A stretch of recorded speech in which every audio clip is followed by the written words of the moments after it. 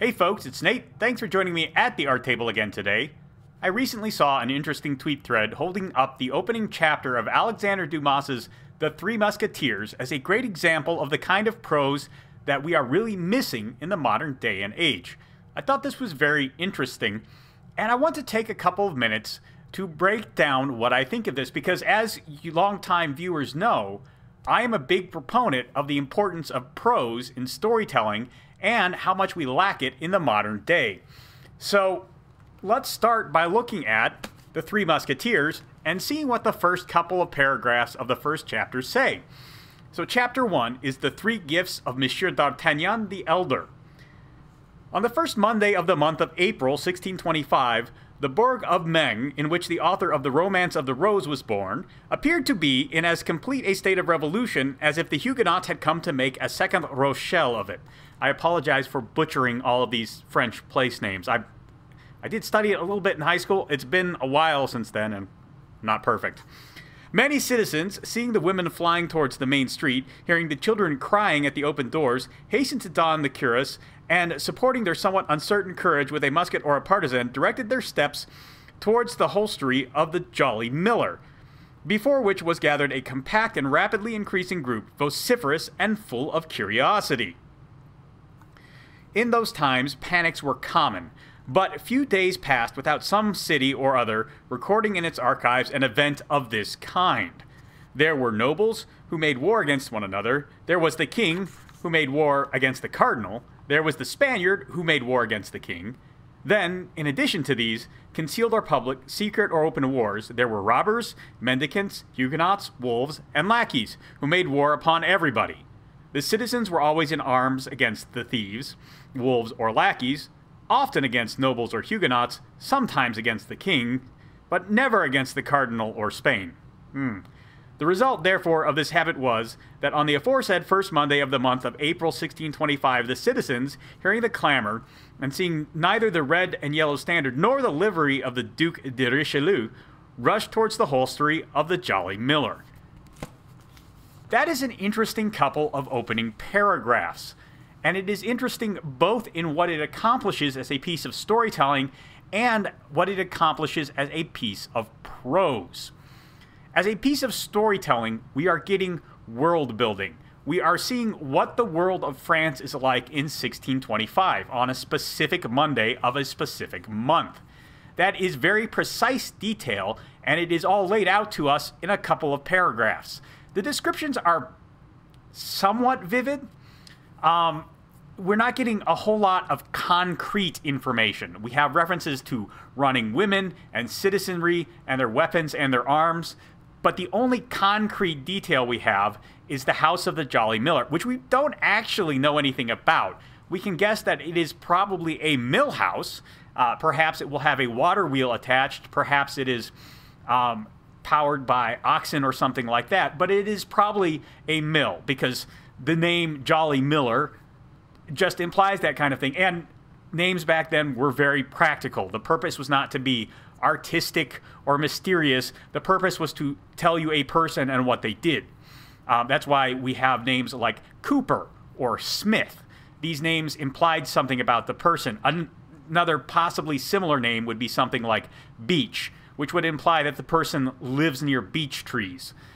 So that is all the concrete information that we have in this particular opening. And as a piece of prose, it's not great. It is attempting to paint a picture for us in an extremely vague detail. It is counting on us to fill in a lot of the details. And there is a danger to that, because the author of this book, Alexander Dumas, is counting on his audience already knowing a great deal of the social context around France in this time period, because he was mostly writing to Frenchmen that didn't live that long after this time period. So, for example, when he mentions the Huguenots, he expects you to just know what a Huguenot is and why they would be at war with everyone. And the reason why they would be at war with everyone is, of course, because Huguenots were Protestants, and France was a Catholic country, and religious wars were common in that time period. That is a detail that he expects people to just know. And as a piece of world building, that is fine. It is okay to introduce a piece of world building and count on the audience to already know it or be patient enough to find out it later. So it's fine, for example, if you use a word the audience isn't going to know, but can kind of infer by context and learn the details of later. Huguenot does fill that position in these opening paragraphs. They are put in the same category as thieves and wolves, or just generally dangerous wild animals, so you can put them in that context and then find out exactly what a Huguenot is later, and then infer whatever it is you wish to based on that information. Clearly, Dumas has specific opinions of French Protestants, particularly the fact that they went to England, I'm sure did not endear them in his estimation. But he is putting them on the same levels as thieves and wild animals. And that is amusing. And as both a reflection of Dumas and the world he is writing about, perhaps more accurately, that says a great deal. But as a piece of prose, it is confusing, and especially since there are very few universal rules of prose, when you place this at the very beginning of your story, you risk losing the interest of your audience. We have very few concrete notions, and some of them are lacking such context that we may just decide, well, I don't understand what's going on, and leave the story behind. Of course, this is a chunky boy. This is a long story. So perhaps you may not have the patience for the story at all if you don't understand it from that early on. This is a big time commitment to the busy person in the modern day and age. And, of course, Dumas is not writing to us. He could not expect to understand our social context. He could not expect to understand that we would be in such a hurry or to get through a story that he might have to give us something to hook us rather than beginning with the general context. It was a very different time. People thought about the world in very different ways. They didn't think about the world first and foremost in individuals or concrete details. The French in particular seem to have had a habit of thinking very abstractly, very philosophically, and in the terms of their broad nation. Being a Frenchman has always had very specific ideas ever since the French Revolution, and even before that, which admittedly the setting of this book is before the French Revolution. But there's a lot of cultural assumptions that Dumas is writing to that his prose reflects.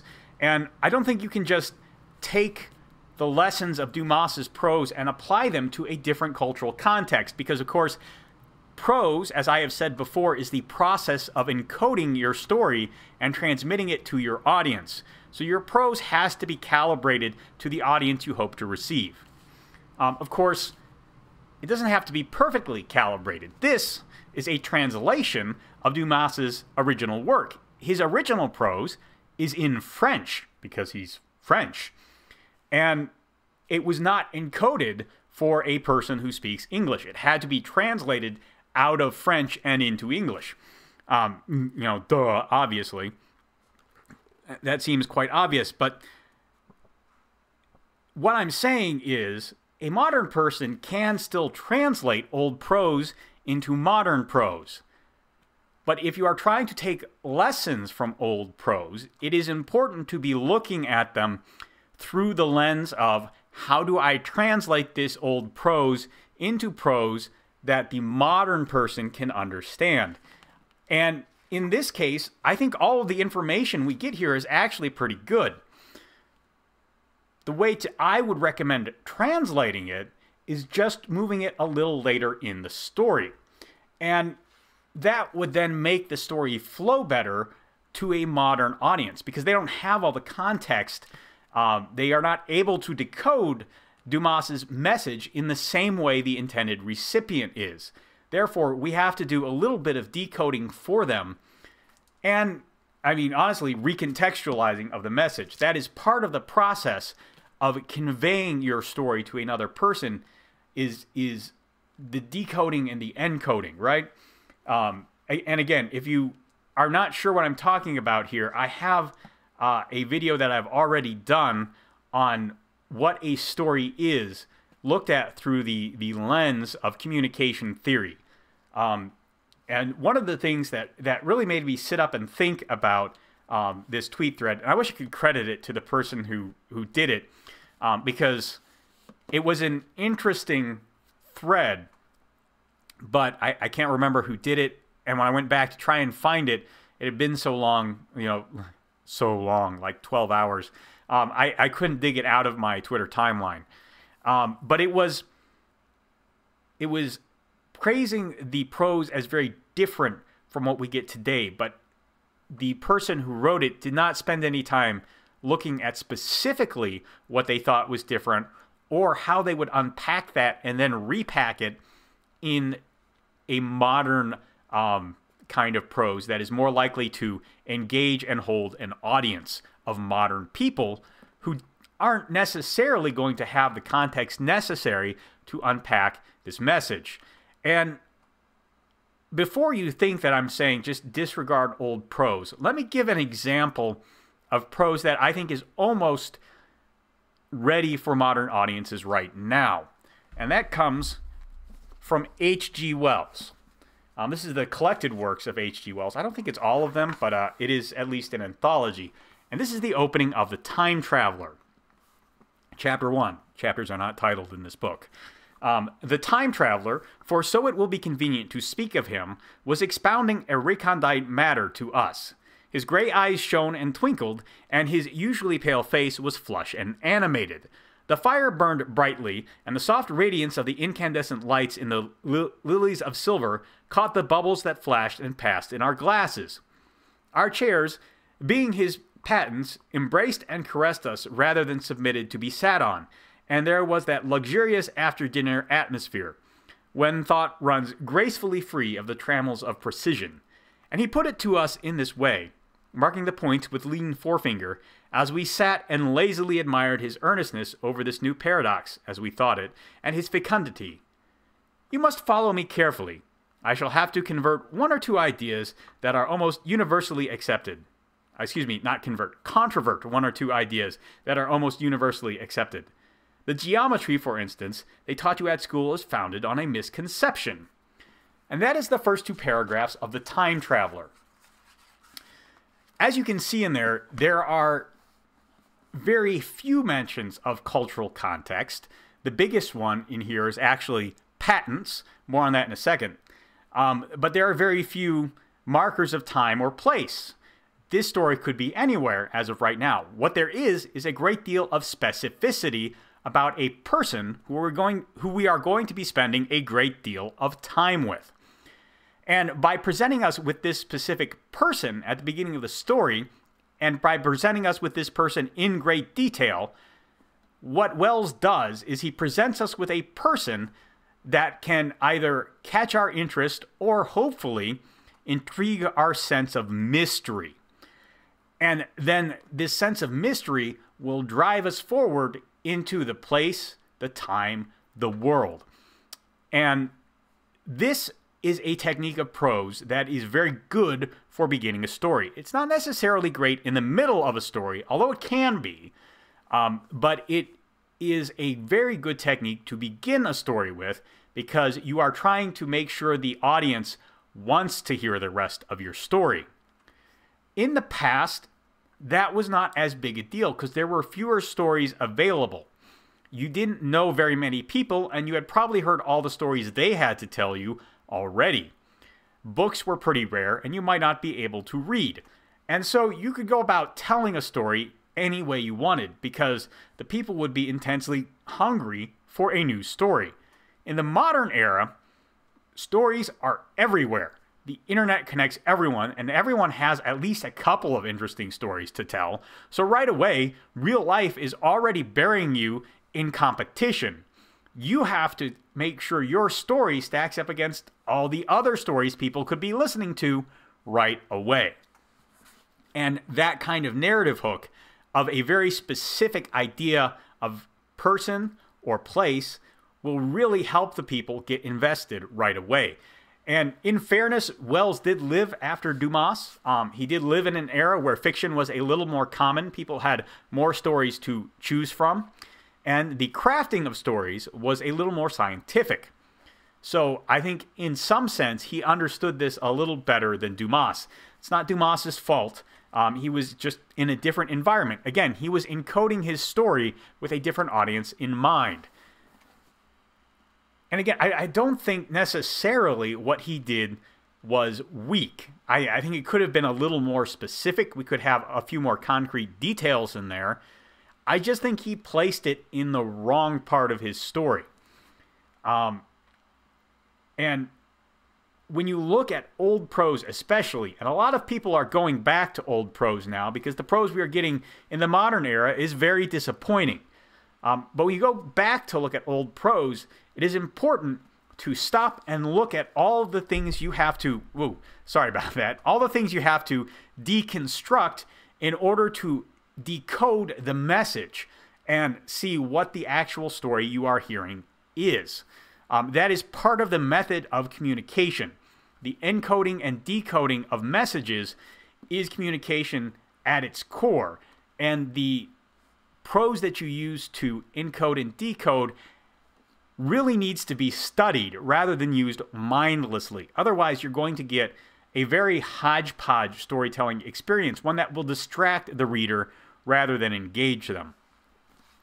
So, I guess what I'm trying to say is, when you look at and praise old prose, be very careful and very deliberate in the way you do it, both for your own benefit and for that of the people you are expounding on that old prose to, so that they can understand what you are getting at and apply the lessons very broadly and flexibly rather than rigidly and narrowly. That's what I got for you today. I hope you enjoyed that. I hope you get what I'm driving at as we look at this old prose. And don't take this as a knock on the Three Musketeers. This is actually a very good story. Again, it is not told in prose like we would tell it today. There's a lot of good prose in here that could be updated for today, but it is not always an intuitive read to the modern reader. That's all I got to say about that. Maybe I will talk more about old books and the construction of story versus the telling of the story via prose. But that's, I think, a topic for a different day. Let me know what you think down in the comments below. There's a like button and a subscribe button down there. You can use them as you see fit, and I'll talk to you later.